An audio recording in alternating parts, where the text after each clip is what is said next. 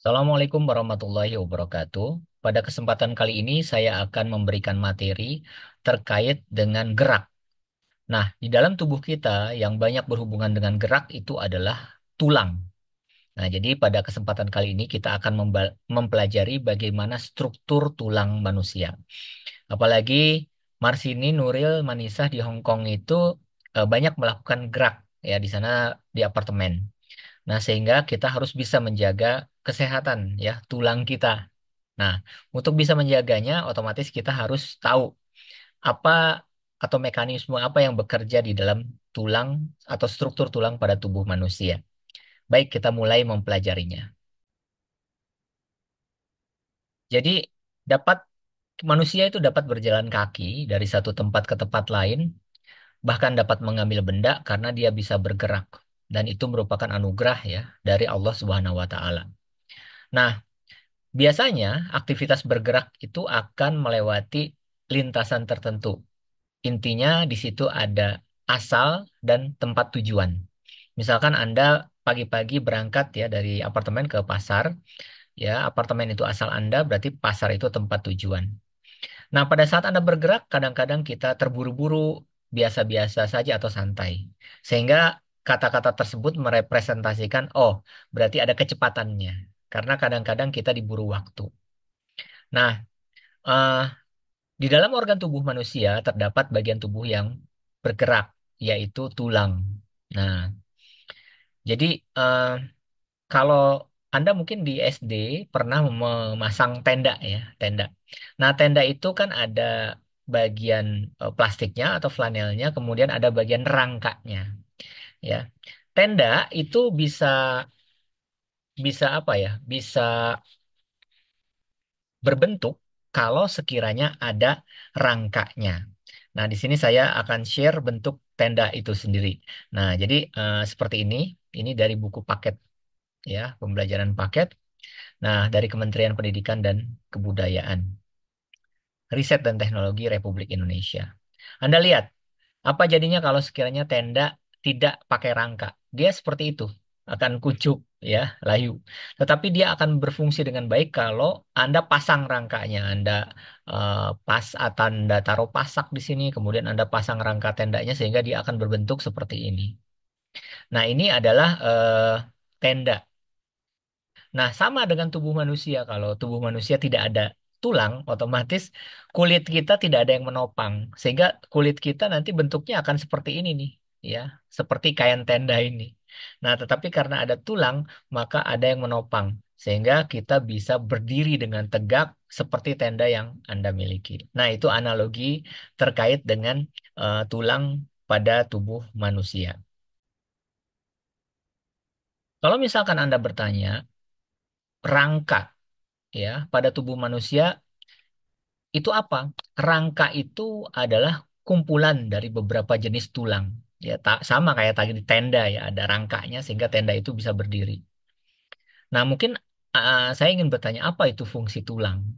Ya.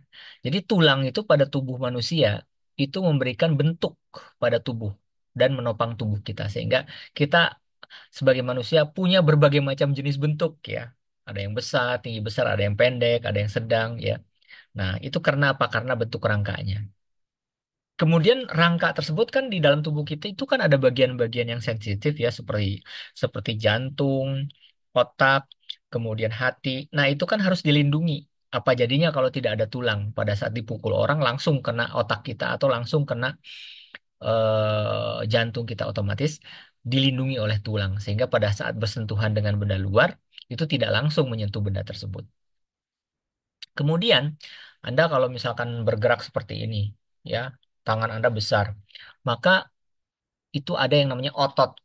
Nah, otot itu harus menempel. Dia menempelnya kemana? Dia menempelnya ke tulang, ya. Kemudian di tulang juga ada pembentukan darah, sel pembentukan darah, ya. Nah, dapat menghasilkan sel-sel darah. Nah, oleh sebab itu kita akan mempelajari ada yang disebut dengan struktur tulang. Nah, saya akan membagikan gambar terkait dengan struktur tulang ini.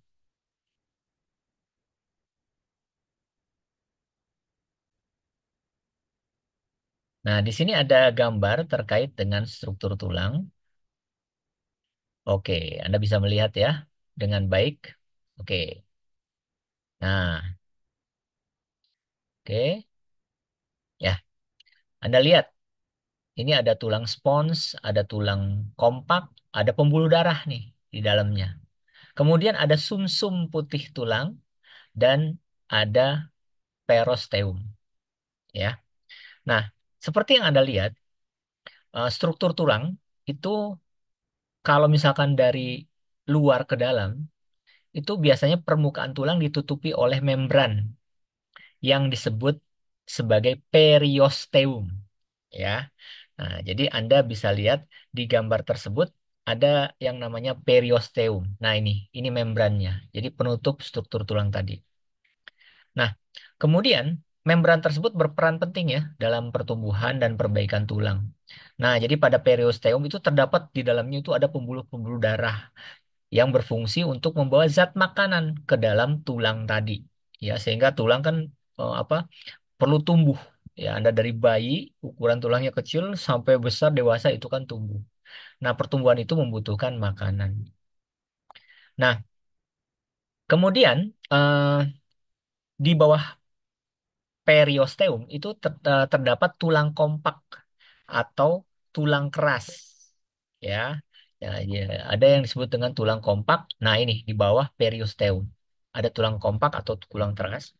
Nah, eh, fungsi tulang kontak ini kompak ini mengandung sel-sel tulang ya. Jadi ada pembuluh-pembuluh darah, ada zat kapur, ada fosfor ya serta serabut elastis. Nah, kenapa disebut dengan tulang keras? Karena mengandung zat kapur dan fosfor ya. Nah, sementara serabut-serabut elastis itu berfungsi untuk mempertahankan tulang agar tetap kuat. Jadi tidak mudah rapuh atau patah ya. Nah, di daerah ujung tulang terdapat tulang spons namanya, yang seperti Anda lihat di gambar. Dalam tulang pipa atau tulang panjang. Nah, ada juga tulang panjang yang seperti Anda lihat itu mempunyai saluran yang besar yang diisi oleh jaringan lemak yang disebut sebagai sumsum. Ya, yang disebut sebagai sumsum.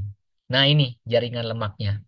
Mungkin kalau Anda makan apa ya tulang sapi gitu kan, kalau misalkan Anda goyang-goyangkan, Anda pukul-pukulkan ke piring itu ya, itu sumsumnya akan keluar. Enak sekali kalau kita makan ya.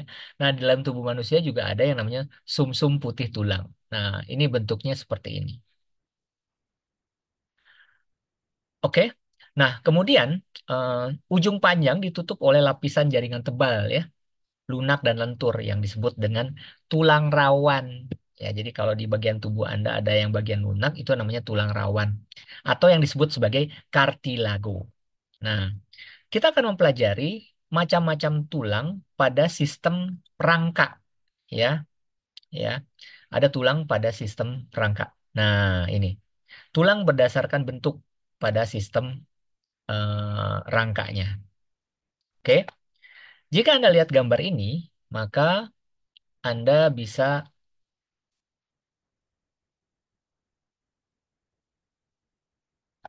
menyatakan bahwa bentuk tulang manusia itu ya dibedakan menjadi empat ya. Yang pertama itu adalah tulang panjang. Contoh tulang panjang itu adalah tulang lengan atas. Nah, di gambar Anda lihat ya, ada tulang lengan atas. Nah, ini tulang lengan atas. Kemudian yang kedua ada tulang pipih. Contoh tulang dada atau sternum. Nah, tulang dada atau sternum ini, tulang dada atau sternum. Kemudian ada juga tulang pendek, contoh tulang ruas jari, tulang falang, ya, tulang ruas jari atau tulang falang. Nah, di gambar ini tulang ruas jari. Dan yang terakhir adalah tulang panggung. Nah, ini tulang panggung. Nah, jadi itu tulang panggung itu atau yang disebut dengan vertebra. Jadi secara umum tulang dalam tubuh manusia itu dibagi menjadi empat bagian. Nah, tulang ini berkembang ya. Jadi proses pengubahan tulang rawan menjadi tulang keras disebut dengan penulangan atau osifikasi. Nah, Kita lanjutkan ke gambar berikutnya. Nah, ini menggambarkan proses penulangan atau osifikasi. Jadi proses osifikasi itu dimulai dari bagian tengah tulang rawan, lalu meluas ke seluruh darah, ke seluruh arah sesuai dengan pertumbuhan tulang rawan. Nah, tulang rawan memiliki rongga yang terisi oleh osteoblast atau sel-sel pembentuk tulang yang kemudian membentuk osteosit atau sel-sel tulang. Nah, selain itu juga tulang mengalami fusi atau penggabungan. Ya, contoh misalkan tulang tengkorak, tulang ekor. Nah, ternyata di dalam proses osifikasi tulang itu juga Anda bisa melihat di sana ada pembuluh darah, kemudian ada juga tulang spons ya yang tadi saya tunjukkan. Kemudian ada juga tulang kompak di sini. Nah, jadi dia mulai dari tulang rawan terus berkembang berkembang berkembang sebagai menjadi tulang dewasa seperti ini ya. Nah, kita lanjutkan. Kemudian di samping tulang itu ada yang disebut sebagai sendi. Nah, Anda lihat ini adalah sendi ya. Nah, sendi itu adalah tempat bertemunya dua tulang atau lebih. Ya, misalkan lutut, ya siku, itu ada sendi. Jadi bertemunya dua tulang itu yang disebut dengan sendi. Sehingga apa? Sehingga tulang-tulang pada tubuh itu dapat digerakkan, ya. Nah, di sini akan saya berikan penjelasan terkait dengan beberapa jenis sendi, ya. Yang pertama, itu ada yang disebut dengan, oh ya, maaf. Saya ingin menjelaskan gambar juga. Ini misalkan tulang belikat itu akan terhubung dengan tulang lengan karena di tengahnya itu ada sendi, ya. Kemudian panggul, ya ini tulang paha nih. Kemudian dengan tulang panggul paha Anda. Di sini ada penghubung, itu juga sendi. Nah, ini adalah sendi peluru namanya, ya. Jadi kita akan mengetahui beberapa jenis sendi. Nah, ini kalau ini itu namanya sendi peluru. Nah, sendi peluru itu adalah sendi yang penghubung antara satu tulang yang mempunyai satu ujung bulat yang masuk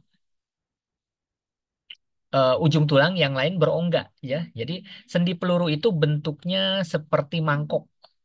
Nah, ya seperti yang Anda lihat gambar itu contoh sendi antara misalkan antara tulang lengan atas dengan tulang belikat, ya. Kemudian sendi antara tulang pinggul dengan tulang paha. Nah, sendi peluru ini memiliki gerakan yang sangat bebas ke arah manapun. Coba aja Anda menggerakkan lengan Anda, itu kan bebas ya, bisa ke depan, ke belakang, bisa Anda putar, bisa Anda bergerak seperti ini. Jadi dia bebas, berarti dia sendi peluru. Atau panggul Anda, ya, antara paha dengan bagian badan utama Anda. Nah, itu Anda bisa putar-putar, Anda bisa bergerakan. Nah, itu yang disebut sebagai sendi peluru. Jadi dia eh, bisa menggerakkan bagian tubuh Anda ke manapun. Nah, kemudian yang berikutnya ada yang disebut sebagai sendi putar.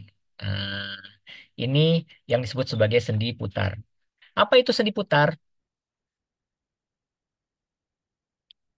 Sendi putar itu adalah sendi yang terdapat antara tulang tengkorak dengan tulang leher. Nah, contoh Anda bisa memutarkan ya. Kalau Anda lelah, Anda suka memutar-mutarkan leher. Nah, itu namanya sendi putar. Ya. Nah, pada sendi ini salah satu tulang yang berfungsi sebagai poros, ya, dan tulang yang lain berbentuk cincin yang dapat berputar pada poros tersebut. Dengan sendi tersebut memungkinkan kepala kita dapat memutar, ya, kemudian dapat mengangguk dan menggeleng seperti ini. Ya, kalau Anda makan siang di mana tuh? Di Chungking Mansion ya, di situ kan banyak restoran-restoran India. Nah, itu pelayannya itu kalau mereka sering disebut dengan tilting. Tilting itu eh, kepalanya seperti tidak, itu padahal menunjukkan yes, yes, yes atau mengerti. Nah, itu orang India pandai sekali itu menggerakkan kepala. Nah, itu yang disebut sebagai sendi putar, ya. Nah, ini adalah contoh sendi putar. Jadi kalau kita gambarkan di elemen mesin, itu bentuknya seperti ini nih, seperti poros ya. Jadi dia bisa berputar. Kemudian yang berikutnya, yang di atasnya ini, yang di atasnya ini, itu yang disebut sebagai sendi engsel. Ya, kalau Anda punya tangan, nah ini ini engsel. Dia nggak bisa diputer gitu ya, nggak bisa diputer sempurna. Nah, ini sendi engsel. Nah, jadi dia hanya memiliki gerakan satu arah, ya, yaitu gerakan ke depan saja atau ke belakang, depan, belakang. Nah, ini engsel. Seperti engsel pintu. Nah, makanya bentuknya itu Anda lihat seperti engsel pintu. Nah, seperti ini. Ini sendi engsel. Jadi yang bawah ini antara tulang paha ya dengan tulang pinggul itu sendi putar, kemudian lengan bagian atas dan lengan bawah itu namanya sendi engsel. Baik, kita lanjutkan materi berikutnya. Kemudian ada yang disebut sebagai sendi pelana. Nah, di sini Anda melihat ada gambar tulang seperti tangan. Ya. Nah, ini Anda lihat hubungan antara telapak tangan Anda dengan jari-jari ini itu yang disebut sebagai sendi pelana. Jadi sendi ini terletak pada pangkal ibu jari, ya. Jadi kalau misalkan saya gambarkan, aduh, oke. Nah, seperti ini, ya. Nah, ini ada pangkal ibu jari. Nah, ini adalah sendi pelana. Jadi sendi ini memungkinkan tulang bergerak ke satu arah, yaitu ke muka dan bisa juga ke samping dia, ya. Bisa juga ke samping, ya. Nah, misalkan tangan saya ini ya bisa bergerak ke depan dan juga pula ke samping. Ini yang disebut sebagai sendi pelana. Kemudian gambar yang di sampingnya itu ada yang disebut sebagai sendi geser namanya. Apa itu pas sendi geser? Jadi sendi geser itu terdapat pada tulang-tulang pergelangan tangan dan pergelangan kaki. Ya, jadi di pas pergelangan tangan dan pergelangan kaki. Sendi geser merupakan sendi penghubung antara dua tulang yang memiliki permukaan datar. Ya, bentuk mekanisme seperti itu sehingga memungkinkan tulang bergerak ke depan dan ke belakang. Itu yang disebut sebagai sendi geser. Ya. Nah, Anda contohnya seperti yang Anda lihat, ya, tulang pergelangan tangan. Ya, jadi kalau Anda pergelangan tangan, ya seperti ini namanya sendi geser. Nah, itu terkait dengan tulang. Sampai di sini ada yang ingin tanyakan? Silahkan. Nah, karena pekerjaanmu adalah pekerjaan fisik, maka otomatis kamu harus memperhatikan tuh kesehatan sendi. Apalagi Anda kesehatan tulang juga. Apalagi Anda sering turun naik, mengangkat beban berat, apalagi kalau yang mengurus anak, sering menggendong atau bahkan membopong orang tua. Ya, nah makanya kami ada program namanya Caregiver. Program ini 3 bulan. Sehingga kalau Anda ikut program ini, Anda bisa tahu cara menggendong anak yang baik, cara memindahkan orang tua yang baik dari dari tempat tidur ke kursi roda, cara membopong mereka yang baik. Begini, kenapa ilmu ini penting? Karena kalau Anda tidak tahu caranya, Anda sudah bertahun-tahun Anda salah melakukan, maka yang menderita adalah kita sebab Anda yang menopang beban mereka. Nah, sehingga Anda harus tahu tuh cara yang betul, bagaimana cara membalikan badan kalau orang yang memang benar-benar nggak bisa bergerak. Nah, pelatihan ini penting. Pelatihan ini dilaksanakan oleh Capstan College Hong Kong. Nah, bagi Anda yang berminat untuk ikut pelatihan ini, dapat menghubungi Pak Fajar. Nah, untuk ikut pelatihan ini biasanya kita akan memberikan seragam, kemudian modul, kemudian dosen dari University Binawan khusus karena mereka adalah dosen-dosen perawat. Kemudian yang berikutnya itu juga kami akan memberikan pelatihan komputer gratis bagi Anda dan pelatihan bahasa Inggris gratis. Sehingga dengan harapan Anda bisa mendapatkan sertifikasi profesional. Ya, kalau misalkan Anda punya mimpi untuk ke Kanada, atau punya mimpi untuk ke US atau mungkin ke Singapura sebagai profesional caregiver bisa kita bantu. Tapi tentunya diterima atau tidaknya tergantung kepada Anda karena Anda akan dites. Ya, ya tentunya itu tesnya itu adalah bahasa Inggris. Tetapi untuk mengikuti program ini Anda tidak akan dites, jadi sangat mudah. Silakan kalau sekiranya Anda ingin mengikuti program ini. Sehingga pada saat Anda melakukan pekerjaan mengurus bayi, mengurus orang tua bertahun-tahun, tubuh Anda tidak ikut rusak karena salah gerakannya dan Anda tahu ilmunya. gitu. Nah, mungkin Anda bertanya-tanya, supaya tulang saya sehat karena saya banyak bergerak, apa yang harus saya lakukan, Pak? Yang pertama, tentunya Anda harus olahraga. Jadi pada saat Anda ke pasar, pada saat Anda kemana, niatkan untuk olahraga. Jadi Anda niatkan untuk membentuk tubuh supaya tubuh Anda sehat. Bawa saja menjadi sesuatu yang happy. Jangan dibawa sedih karena lugi juga, karena tetap toh Anda harus pergi ke pasar juga. Nah, yang pertama itu Anda harus bisa mengkonsumsi vitamin D. Jadi vitamin ini yang paling utama dalam menjaga kesehatan tulang itu adalah vitamin D. Nah, karena apa? Karena tulang banyak mengandung kalsium. Nah, pertanyaannya, nutrisi ini didapatkan dari mana, Pak? Nah, di Hong Kong itu kan banyak ikan segar. Ya, Anda bisa beli ikan di pasar. Nah, itu ikan itu banyak mengandung vitamin D. Lain kalau di Jakarta, saya ikan segar itu agak sulit ya, kecuali ikan air tawar. Kalau ikan air laut itu, kalau di Hong Kong masih banyak tuh yang hidup. Tapi kalau di Jakarta emang udah agak susah. Nah, Anda banyak mengkonsumsi ikan tuh, gitu kan? Apalagi kan di Hong Kong masak ikannya sederhana, hanya di steam, dikasih soya sauce, kemudian dikasih apa tuh minyak sedikit, udah selesai. Tidak bumbu macam-macam seperti di Indonesia. Nah, kemudian yang kedua, pada saat Anda belanja ke pasar gitu ya, pagi-pagi atau apa, nah itu kan Anda bersentuhan dengan sinar matahari. Sinar matahari ini banyak mengandung vitamin D, apalagi pada saat Anda mendapatkannya sekitar jam 10 ya. Nah, itu bagus untuk kesehatan tulang Anda. Jadi pada saat ke pasar jangan mengeluh atau mengantar anak Anda jangan mengeluh. Anggap saja itu upaya untuk mendapatkan vitamin D. Nah, mungkin di usia 48, 49 ke atas itu kan kadang-kadang orang tua udah mulai ke apa tuh kerasa itu keluhan tulang. Nah, ada yang disebut dengan osteoporosis ya. Nah, untuk supaya Anda terhindar dari itu, apalagi Anda harus dan Anda betul nih, Anda ikut sekolah karena memang tidak selamanya kita muda. Masa sampai umur 50 Anda harus ngangkat-ngangkat, harus ngebersihkan, harus ngepel lantai. Itu kan capek, makanya Anda harus sekolah. Sehingga di usia-usia itu Anda tidak mengerjakan lagi pekerjaan fisik, ya, karena capek, lelah, karena usia kita sudah bertambah.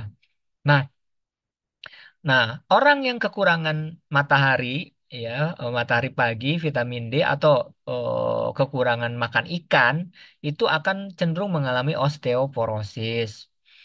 Nah, untuk orang dewasa itu biasanya konsumsi vitamin D itu sebesar 600 IU ya. Itu sampai usia 70 tahun. Nah, sementara untuk ibu-ibu hamil menyusui atau orang berusia di atas 71 tahun, tentunya dia harus lebih banyak itu makan termasuk minum susu ya, minum susu. Nah, itu bisa butuh sampai 800 IU per hari. Jadi dia harus lebih banyak makan ikan, lebih banyak apa berjemur, kemudian lebih banyak mengkonsumsi susu. Kemudian apalagi Pak selain vitamin D, vitamin K. Nah, ada yang namanya vitamin K. Vitamin K ini juga untuk menjaga kekuatan tulang serta mencegah terjadinya kerusakan. Kalau Anda tulang sudah rusak, susah Anda susah nggak bisa ngepel, nggak bisa macam-macam. Makanya Anda harus menjaga. Nah, seseorang yang kekurangan vitamin yang baik untuk tulang ini memiliki peningkatan resiko. Apa resikonya? Patah tulang. Nah, jadi tulangnya itu rapuh. Kenapa? Karena kepadatan tulangnya itu rendah. Nah, setiap orang itu disarankan mencukupi kebutuhan vitamin K, yaitu sebesar sekitar 90 miligram untuk wanita. Sementara laki-laki yang pekerjaannya energinya lebih banyak itu sekitar 120.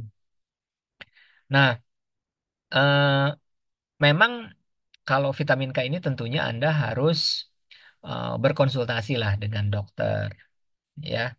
Jadi sehingga Anda bisa lebih apa ya, lebih detail ya. Baik, ini terkait dengan kesehatan tulang. Eh, Kemudian kalau misalkan Anda ingin tahu Pak Fajar itu vitamin K itu apa saja ya? Nah, di Hong Kong banyak tuh yang vitamin K. yaitu apa? Brokoli. Nah, brokoli itu banyak mengandung vitamin K, bahkan sampai 145 mikrogram, ya. Nah, jadi Anda kalau di Hong Kong ini kan orang masak brokoli itu ditumis saja pakai minyak, pakai bawang putih, sedikit garam, udah jadi gitu. Nah, itu sehat, itu banyak mengandung vitamin K. Apalagi Pak, kubis. Nah, kubis juga banyak mengandung vitamin K. Kol, kemudian buncis dan lobak hijau.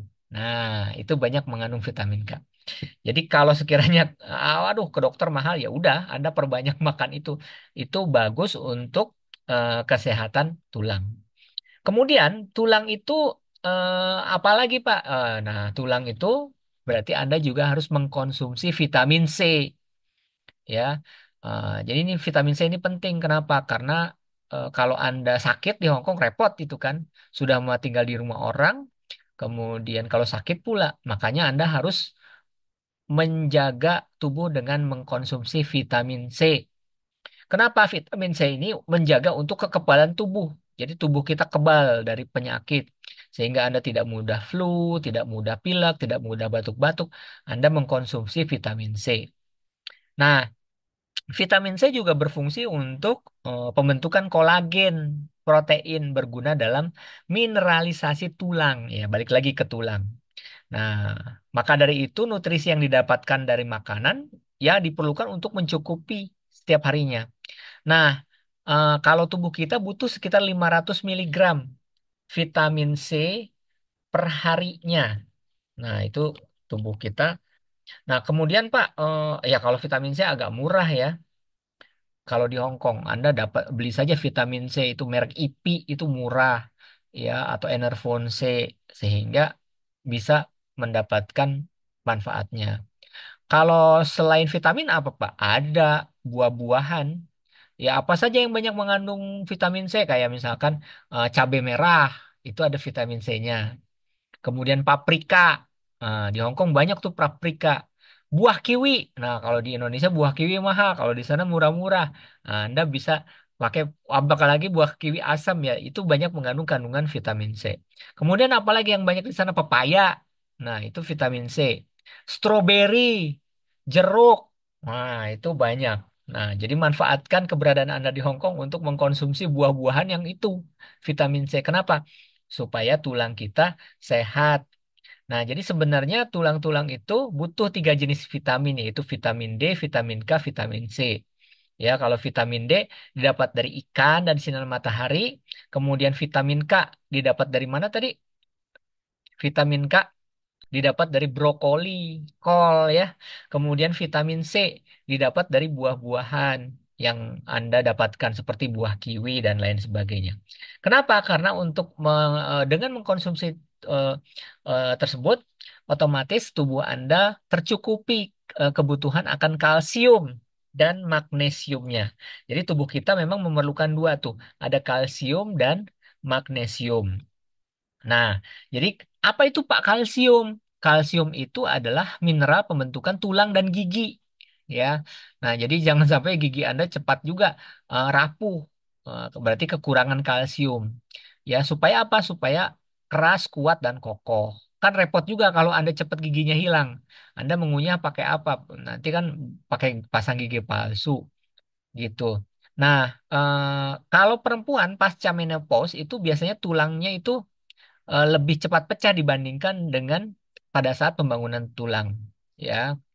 Ya, jadi Anda mempersiapkan diri tuh dari sekarang. Nah, apalagi kalau kekurangan kalsium itu akan mengalami osteoporosis, pengeroposan tulang. Nah, kemudian tulang itu juga butuh magnesium, ya. Ya, sekitar 50 sampai 60% kandungan magnesium itu disimpan dalam rangka dalam tulang manusia. Nah, otomatis memang perlu diperbaiki. Nah, Pak, kalau magnesium itu dari mana saja? Nah, di Hong Kong banyak juga, ya. Didapatkan beberapa makanan seperti sayuran hijau, kacang-kacangan kan di sana murah. Ya, Anda makan kacang-kacangan, kemudian roti, gandum, tapi ingat jangan roti yang tidak halal karena di Hong Kong banyak roti yang menggunakan lard, lemak babi. Nah, itu tidak halal, sebaiknya jangan. Kalau saran saya hanya di welcome itu kan hanya ada satu jenis roti deh yang halal itu yang teksturnya kayak apa tuh, yang bungkusannya kayak taplak meja gitu. Nah itu cuman itu saja yang halal, kalau yang lain nggak halal karena itu diolesi lemak babi atau lard. Sebaiknya Anda tidak mengkonsumsi roti-roti yang di pinggir-pinggir jalan seperti itu. Nah, karena semuanya kan sayang juga kalau kita mengkonsumsi lemak babi, berarti kan ibadah yang kita lakukan 40 hari ke belakang itu kan tidak diterima oleh Allah Subhanahu wa taala. Kenapa? Karena kita memakan atau mengkonsumsi barang yang tidak halal. Nah, itu hati-hati ya. Jangan mentang-mentang Anda ingin mendapatkan magnesium, Anda sembarangan makan roti. Tapi cek dulu rotinya halal atau tidak gitu. Oke, kemudian itu terkaitnya magnesium dan kalsium. Nah, baik ya. Ini terkait dengan pengetahuan kita tentang tentang gerak dan tulang. Mudah-mudahan bermanfaat. Terima kasih.